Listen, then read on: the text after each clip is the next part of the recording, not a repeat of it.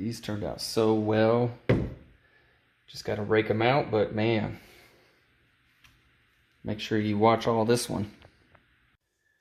What's up everybody, Nolan with Black Diamond Services. I am out at an empty house. This was a referral, and as you can tell by the echo, it is definitely completely empty, and I got tile floor that is causing that. But anyways, I'm here to do the carpets. I'm going to make a suggestion that we do the tile because it looks like the grout can use some attention. So they are not here, so basically what I'm doing is I'm estimating this out, sending them the invoice, and getting this started. So let's start with an inspection here, something I haven't done in a video in a while. So I already saw these, but you see that? We got some previous pet owners in this house. So they seem to have hit that area, and then we got some stuff here.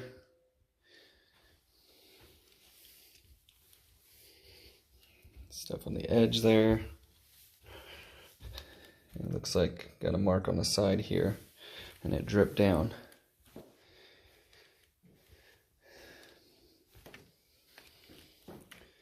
So it looks like the previous owners didn't care to vacuum.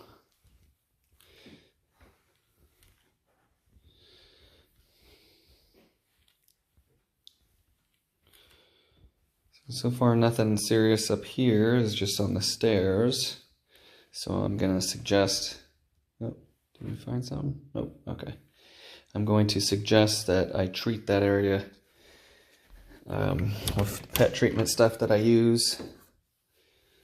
See if we got any pets that made their way into the closet here and piddled or anything like that.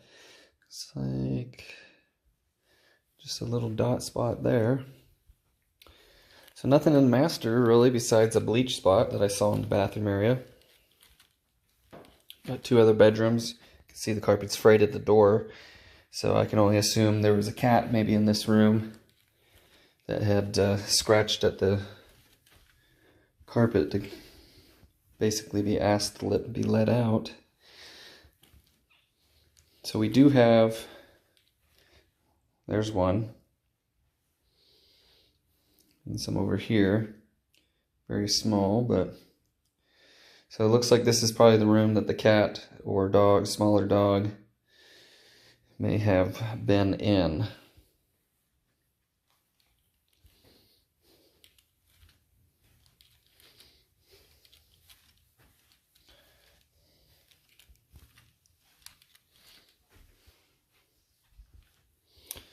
And this room has just got couple spots up. There's one here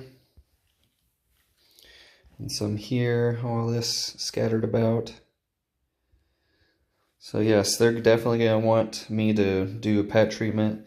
Otherwise, if I just clean the carpet and I don't try and restore this by using the pet treatment, we run the risk of odor flaring up and then the house stinks. And we obviously don't want that. It looks like this is probably the worst room now that I've seen these sides. Because yeah, it's kind of hard to see it without the light, but it's all there. It's all around, almost all around this entire room. Mainly from right here, looping all the way around to about right here. In front of whatever furniture was sitting here, and kind of on the sides. So, and then we got a reddish spot kind of right there. So obviously this needs a thorough vacuuming, and then treat these two rooms in those spots over in that area, and then obviously a U-shaped area in this room. So she's not going to be here at all while I'm cleaning, so I got to give her a call or text message and explain all this stuff to her, so she understands what needs to be done in order to get this carpet up to par and ready for move-in. So that's it for the pre-inspection. Next step is going to be me vacuuming pretty soon here.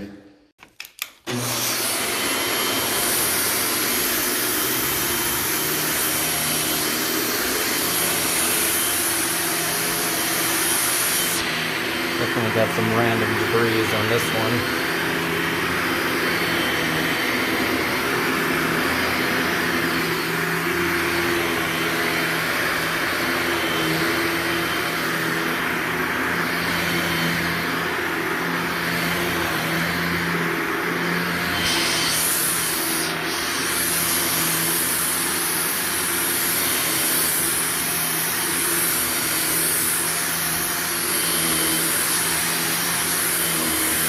Couple miscellaneous things outside the pet room. Just a little one right there. But it looks like the pet is affecting kind of the edges only.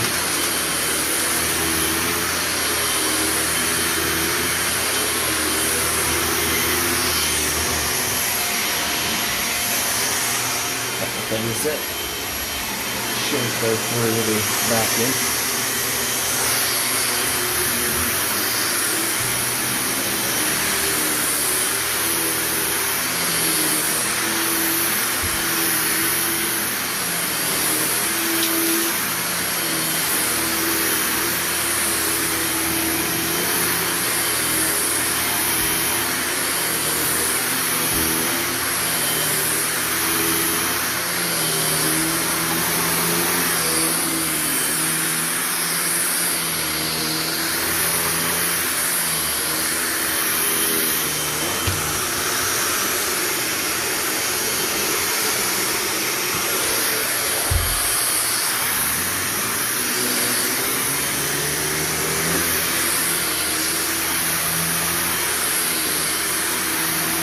So this is a referral from her real estate agent, if I remember correctly. I cleaned for, I think, she said, she referred me to one of my last clients, which was a video about a week and a half or two ago maybe, that I did some hardwood floors at. And then probably about a week before that, there was a video where I did some carpet and tile. So definitely go back and check those out.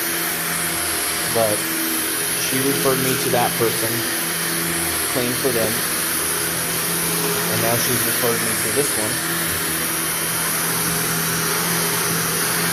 And this is one of those nice situations because I'm very grateful that they're so confident in Black Diamond Services that they wanted to refer us yet again. And being a real estate agent, that's always a positive thing, because if she really likes the service that we provide and the job that's being done, every time she sells a house, she's going to think of us first and suggestions for getting carpet, tile, upholstery, hardwood, etc. clean. So when I make these new clients, I let them know that we also do house cleaning as well. And for that first one that she referred us to, we ended up doing some house cleaning for her. And because of the job that Adam and I did on the carpet and tile when we were there the first time, that client rearranged her schedule for some other stuff she had going on, so that way we can do the house cleaning on top of me going back and doing the wood. So having great people skills and just going over and above as much as you can to provide quality service on top of doing a good job. Some people love it so much that they will bend their schedule to fit yours, if you're limited on what you have available. So I thought that was really awesome. that she wanted to adjust to our schedule so she can fit us in to get her house cleaned by us. So that's why it's important to always be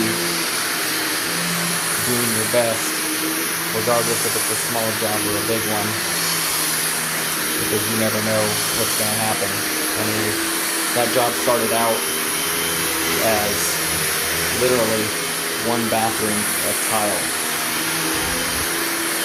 So what is considered a minimum service charge job.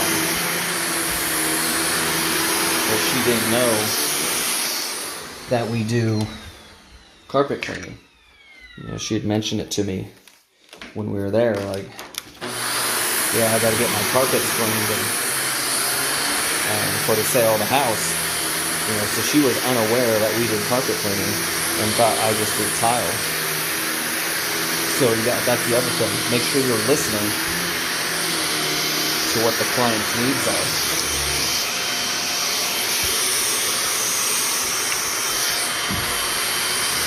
That helped me turn, and this is a good sized house, so keep this in mind. That helped me turn $175 into, what was it? I think it was, the end total ended up being around $3,000 worth of work. So that's why you got to pay attention to people's needs and be listening as they're walking you through the house, showing you what you're going to be there originally to do. If I would have just, walked through, wasn't paying attention, got to work on the tile, I would have lost out on basically about $2,800 of work between myself, Adam, and my cleaning crew. So you always got to be listening. Pay attention to what they're doing when they're walking you through the house. Like I said in the previous video, are they walking barefoot on the carpet? Just look at what their habits are, because it's going to help you do your job better. And then you can make better decisions, and educate them on what you're going to do. Like, I notice you have a big dog in the house, and you prefer to walk barefoot. There's nothing wrong with that, but what I'm going to do to help clean your carpet better is I'm going to now add some citrus cleaning power to my pre-treatment when I'm cleaning the carpets, because that will help break down the body oils from the pets and naturally from our skin and allow me to do a better job for you. So just telling them that you notice these things and what you're going to do to help them makes a big difference. So if you're a cleaner deciding to become a cleaner, don't forget about that stuff. It's important, and it'll help you set yourself apart from everybody else in your area. If you're already doing that, then that's awesome. You're a step above a lot of companies in most cases.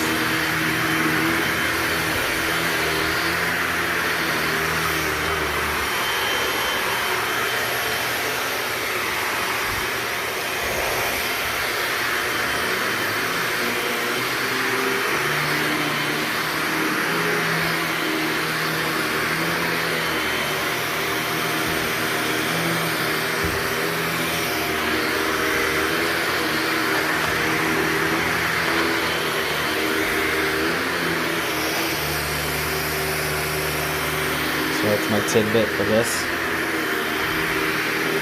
It's hard to tell. I've been talking and vacuuming away. I can't tell the center here got vacuumed. It looks like my vacuum's going to be completely full from this job. It almost is.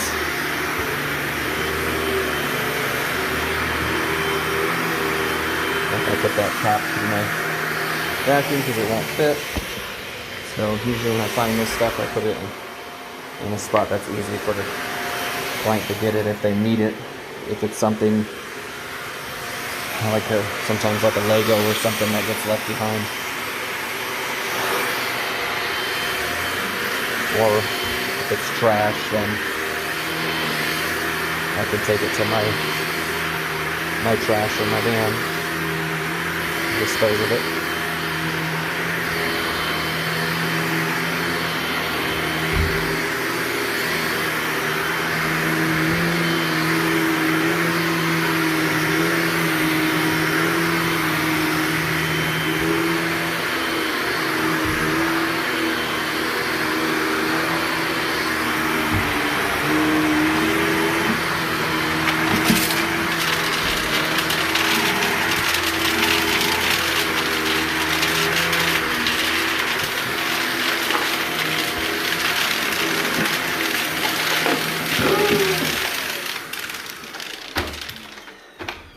Check and see what that was. Couldn't see something on the floor until I ran over it. All right.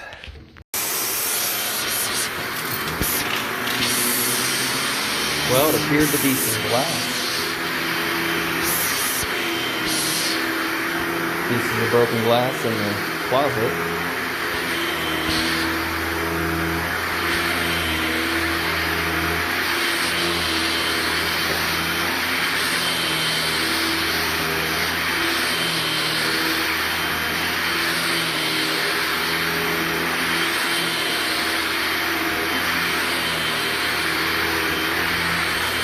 Kind of see the light yellowish hues in the carpet here. This is under that spot that's got urine stains. So I mixed up a strong batch of Unchained pet treatment to work on these spots before I start cleaning. So they're small spots, but they're scattered a lot, so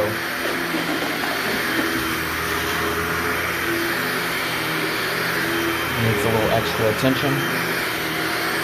They're not big stains, so that's why I have reason to believe that it is a cat. Mainly because of the claw marks at the door. And that's definitely something that a cat would do. So when you're dealing with that and pet urine, now I consider what product am I going to be using for my rinse to extract everything out. So I'm going to use an acidic type rinse, Ultimate All Fiber. Because in the past when I've used it coupled with pet urine stains, it does a wonderful job. In this house, this carpet isn't like overly soiled, so it should be relatively easy in that aspect. But who knows, I could be a little off on that once I dig into this.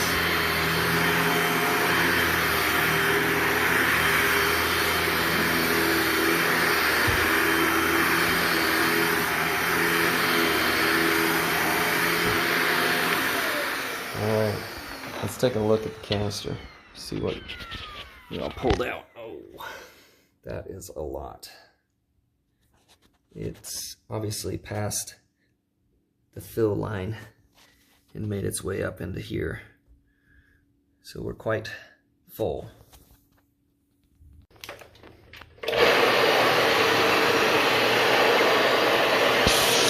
Alright guys, so like I was saying earlier, there's pet stains in the 2 bedrooms and then some on the stairs, kind of a little landing patch right there. So what I purposely am doing in the more severe sections is I am going in and scrubbing the master bedroom first rather than those rooms. The reason for that is for some more dwell time before I get to it. So I essentially, in this case, want about 15 minutes, 20 minutes of dwell time.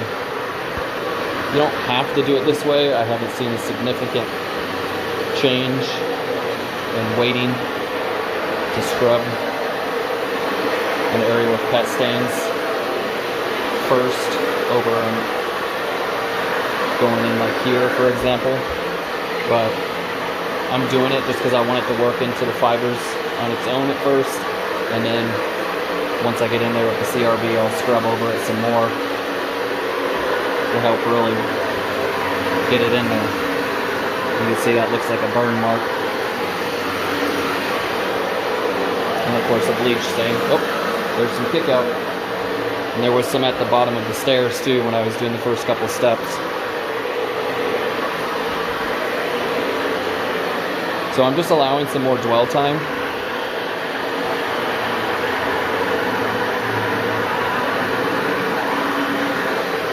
So there's a saying, and I believe I might have said it before in a different video, but just for the sake of this job, and it makes more sense on this one, is TACT. So T-A-C-T. That's temperature, agitation, chemical, and time. Or you could say time first. It doesn't really matter. But time. So I'm allowing that dwell time. And then I'm agitating it, the chemical that I used to break down the urine stains and the soil in the carpet. And then of course temperature. So I'll be using a certain temperature to extract all this out.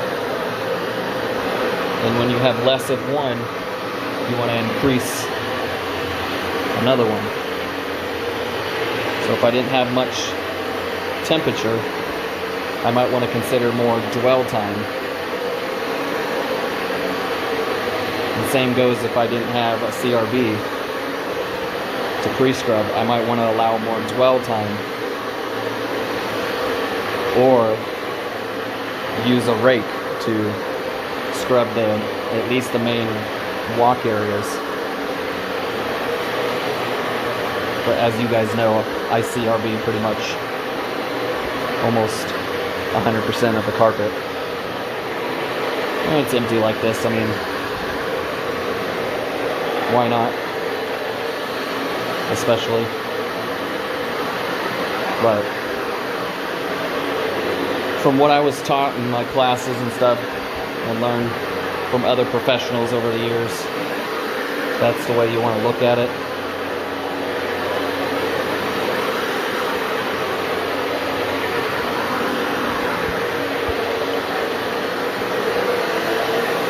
You got really good chemistry, it's hard to go wrong. Even if you are lacking on one of those things, you can still do a good job. It just might take you longer to do so.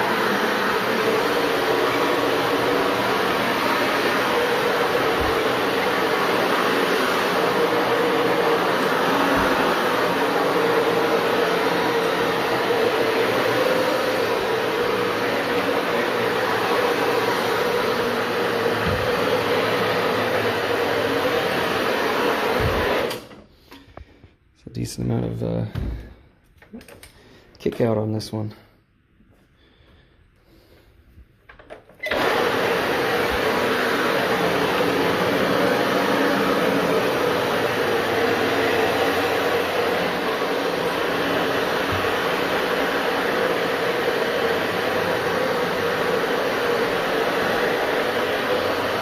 Realistically flip the other way, get this cord out of my way.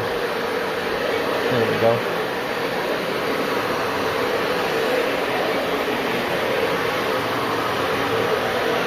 But see, now that I've been in here chatting with you guys and scrubbing this,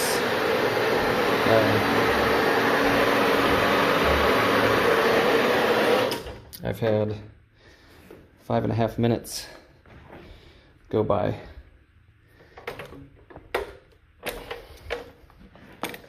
So now I can go over to those other rooms and start scrubbing those, because from the time that it took me to do this room plus apply it into those rooms. Go get the CRB, come up here, and start videoing. I'm basically at that 15-minute mark, or a little bit past. And then by the time I actually start extracting, you know, it's going to hit 20 to 25 minutes. So I'm going to hit the time frame that I realistically want for dwell time on these stains.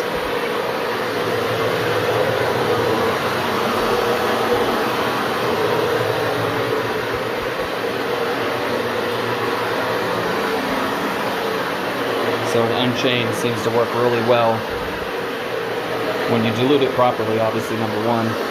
But when you get that about to that amount of dwell time, that's when it's basically ready.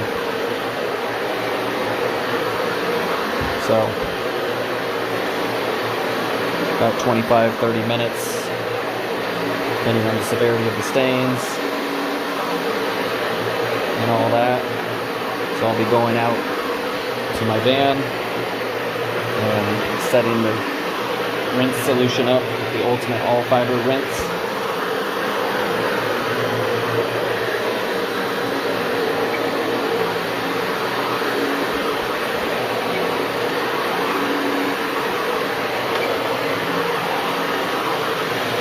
So this room is the one that wasn't as bad as the one right next to it. So that's kind of why I came to this one first, and then saving the one that's the worst for last.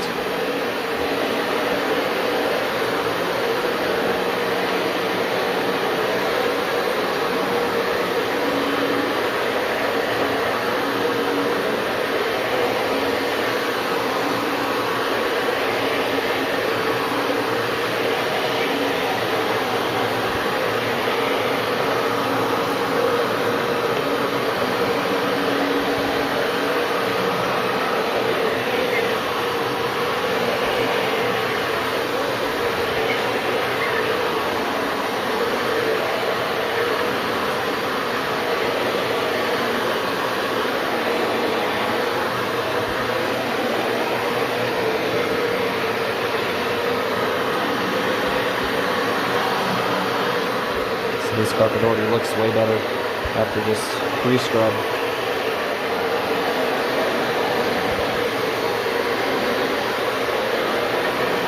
So that's always nice to see.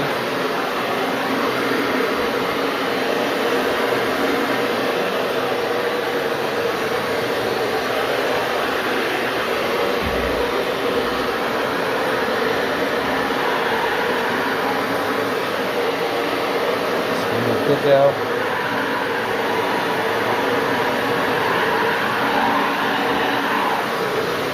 Now we're digging into where the pet stains were.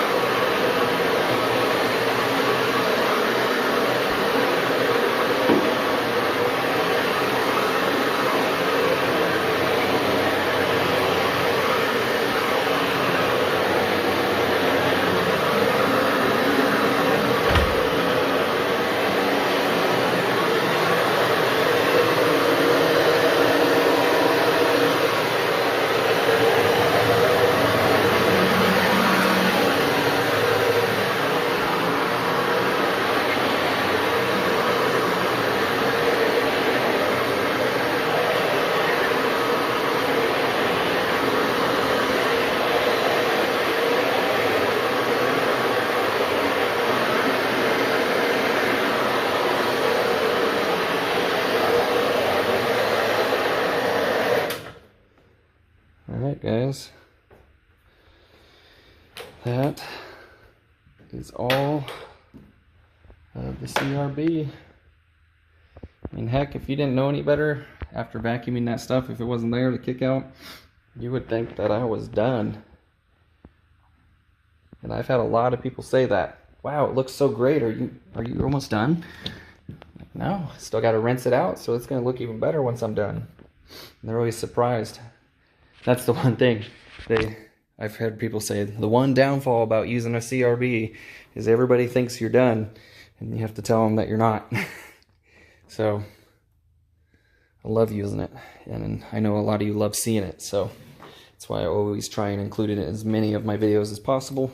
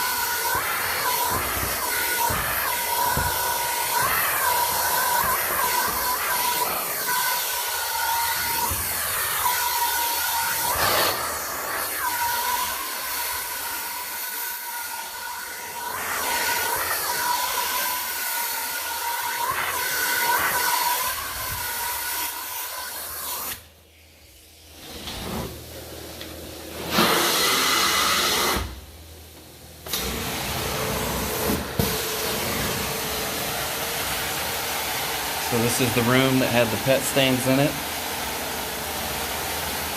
Around the edge here.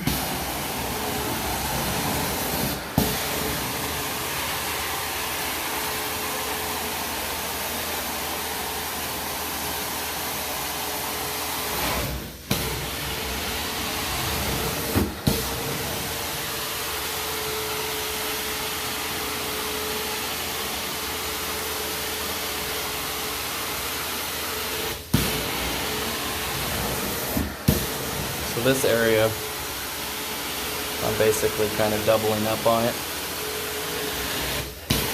just to make sure I rinse this out really well.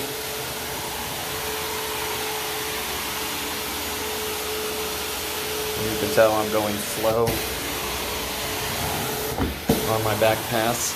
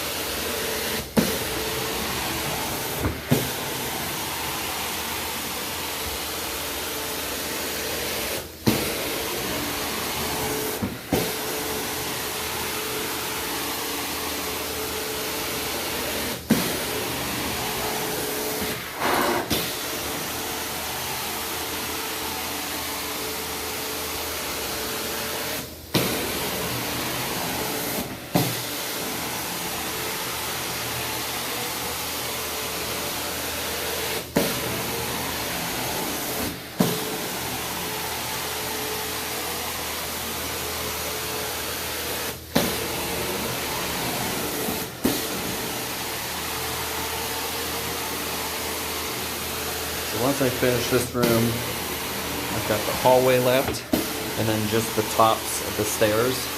I actually cleaned the risers on my way up. That way, I only have to come down the stairs instead of do the risers, go back up the stairs, and come back down. I don't always do that, but sometimes it's easier. Just kind of depends on how bad they are. If they're really soiled, then I won't do that, because I'm probably gonna have to really scrub the tops, and thus moisture might bleed down the riser. So I don't want to have to worry about basically doubling my work by doing the risers first and then soaking the tops to try and get them all cleaned up, and then have to redo the risers because of that moisture bleeding down the bowl nose and getting into that. So those are the times where I probably don't do that, because it may not make as much sense.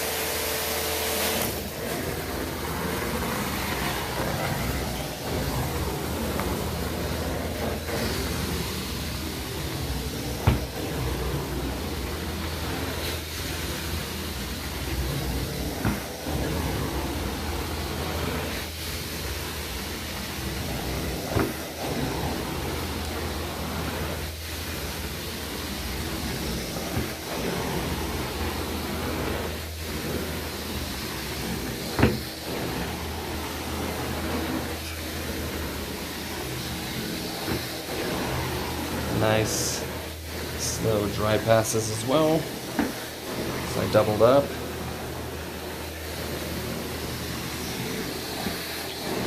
Considering this house is going to be shut after I'm done, you got to take that into account and do good dry passes. If there's ceiling fans, kick those on. Don't close the doors. You don't want to trap the moisture in the room. You want it to escape. Otherwise, it's not going to dry right. If you don't have air movement and a place for it to go, you're going to have problems. Same idea as closing the dryer without turning it on. You got a sealed area with nowhere for the or no air movement to push it out. Obviously heat if possible, or if it's summertime, I mean, if you got a whole house fan or a bunch of fans, then crack some windows and let the hot summer days and the air movement do its job.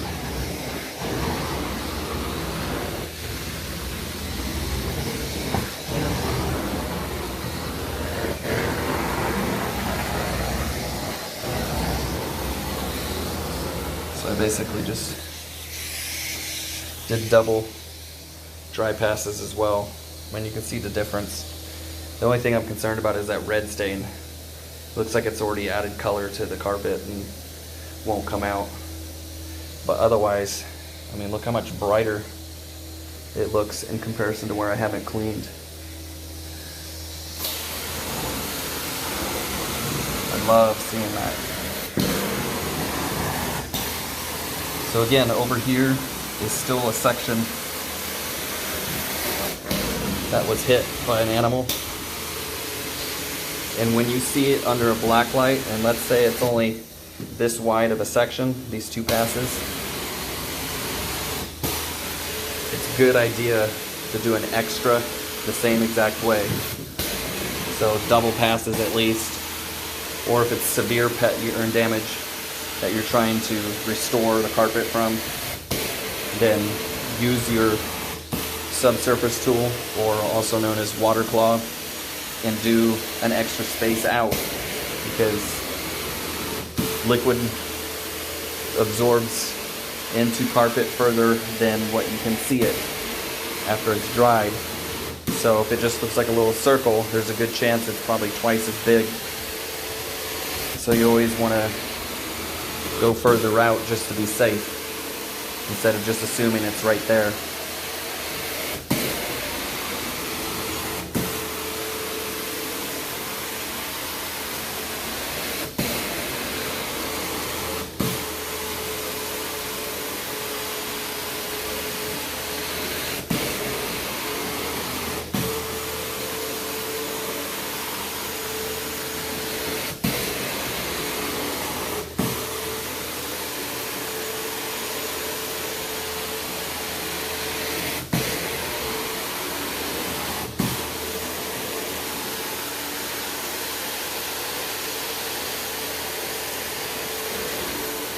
So I think what I'm going to do is go grab red action, now that I've neutralized that red stain, or dirt off the top of it, I should say, and see if I can get that to pop once I finish this row.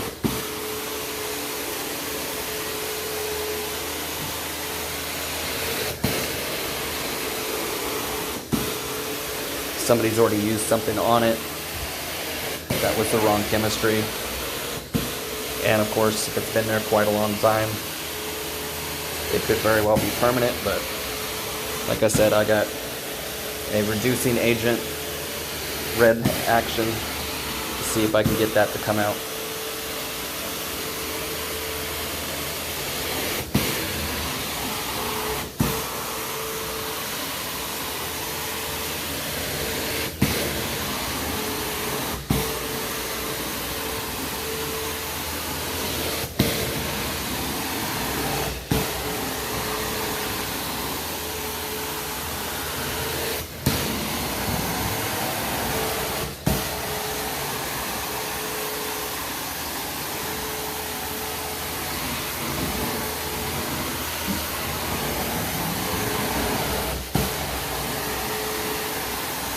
You remember there was a piece of furniture that was sitting in this area here.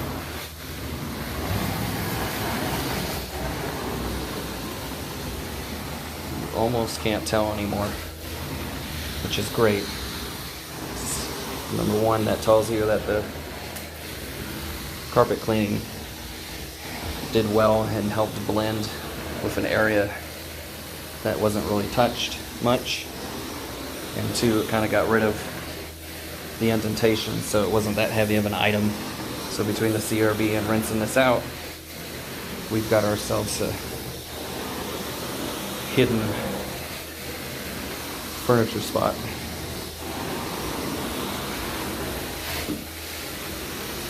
So I'm running out of space on my phone's storage because I got a lot of videos saved on here right now. So I'm gonna save a little bit of space here because this carpet is getting Scotch guarded and raked out. So I'm gonna cut it here, guys, and then we'll move on to the next part. Those stairs turned out really well.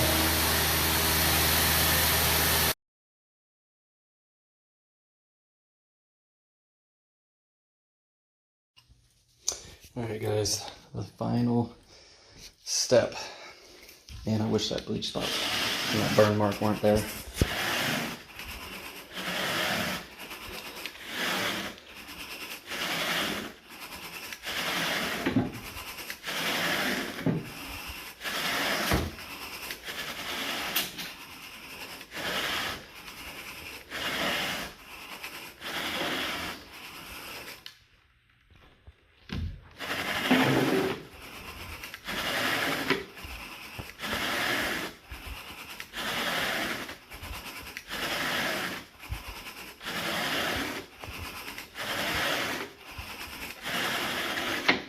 So, ideally, it's always good to kind of just crack the window. So I don't want this house to be completely shut and then nobody's in it. I want it to dry well. So not only did I use my fan, turning their ceiling fans on, but only cracking the windows that are upstairs.